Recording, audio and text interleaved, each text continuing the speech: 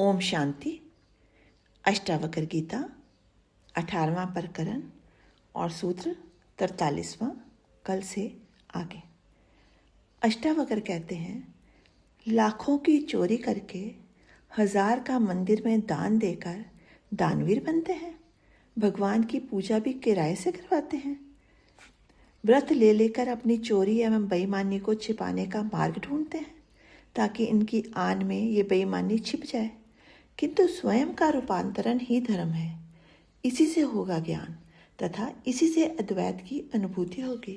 भावना करने से नहीं होगा, प्रत्यक्ष बोध करना होगा, तभी सुख मिलेगा। आगे सूत्र 44वां। मन सहारा चाहता है, बिना सहारे के वह जिंदा नहीं रह सकता। यदि उसे परमात्मा का सहारा मिल जाए तो वह तृप्त हो जाता है, किंतु वह ना मिलने से ही तृप्ति के लिए विषयों की ओर भागता है। बुद्धि भी आलंबन चाहती है, बिना आलंबन के सोच विचार संभव नहीं है। इसलिए मुमुक्ष व्यक्ति भी पूजा पाठ, यज्ञ, पंडित, शास्त्र, मंदिर, परमात्मा आदि का सहारा लेकर चलता है। किंतु अष्टावक्र कहते हैं, जब तक कोई सहारा है, चाहे वह परमात्मा का ही हो, तब तक मुक्ति नहीं है।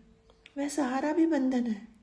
उद्देश्य प्राप्ति के बाद सभी सहारे, सभी आलंबन छोड़ देने पड़ते हैं, तभी व्यक्ति निष्काम और निरालंबन होता है। बुद्धि और मन की ऐसी अवस्था ही मुक्ति है। वह सदा एक बोध में ही स्थिर हो जाता है। आगे सूत्र 45वां। विषयों से संसारी भयभीत नहीं होता, वह तो इन्हें भोग लेता है। यह विषय चाहे क्षणिक आनंद ही देते हों, किंतु व्यक्ति इन्हें भोग कर तृप्ति का अनुभव कर लेता है। शाश्वत का उसे कुछ पता ही नहीं है कि कोई ऐसा भी आनंद है जो चिरस्थायी है, इसलिए वह क्षणिक से ही संतुष्ट हो जाता है। सुख, दुख, हर्ष, विषाद जो भी हो, उसे भाग्यवश समझकर भोग लेता है। किंतु जिसमें आत्मज्ञान की वासना तीव्र हो जाती है, वह इन विषयों से भयभीत होता है। वह इन विषयों के सम्मुख उपस्थित बाघ के समान समझकर इनसे बचने के लिए एकांत कहीं पहाड़ की गुफा में प्रवेश करता है, यानी वह संसार से ही भाग खड़ा होता है।